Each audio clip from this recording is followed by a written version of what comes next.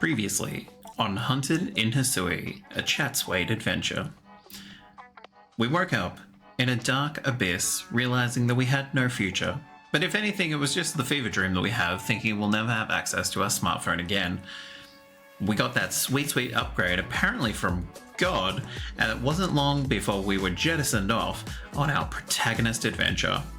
Waking up on the beach, surrounded by Pokemon, as well as this lovely man in a purple beanie, he asked us if we would be able to help him wrangle this little trio, and we gladly obliged.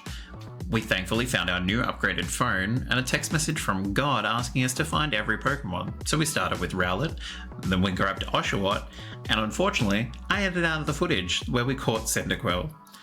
We met Akari, who was none too pleased that we have just been willingly let into the city, and those feelings were shared with Captain Celine, who thought maybe we were better off perishing in the wild. We quickly had ourselves a lovely little meal, and then we tucked in for a good night's sleep where absolutely nothing untoward happened overnight. Back at the headquarters, Celine decided that we needed to catch several Pokemon and gave us a nifty bum bag in order to do so. Thankfully, Laverton was kind enough to suggest that maybe we should take a Pokemon, so we got our Rowlet called Coastal, the best boy, and headed off out into the adventures, which had to start with a Pokemon battle, because of course it does.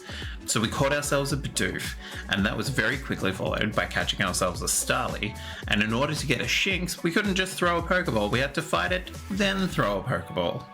So, with all that under our cap, we went back to Celine, who decided, fine, you won't die, but you will be a basic member of my crew until you prove yourself otherwise.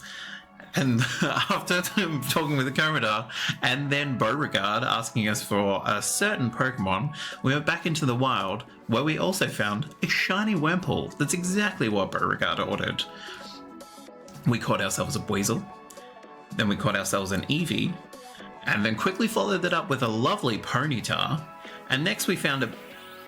No, we'll come back for her later. We caught a Drifloon, and then after that we compiled our points and realized it was time to go back to Celine and rub it in her face. First we gave in the Wurmple. I'm not recording this again. So thankfully we are now a 1-star ranked person. Apparently Akari was having a terrible time with her Pokemon, Pikachu, because Pikachu thinks that she's not good at battling. And the fact that we knocked her out proves that. Giant woman. But that's everything that happened on the previous episode. I'm looking forward to what happens next.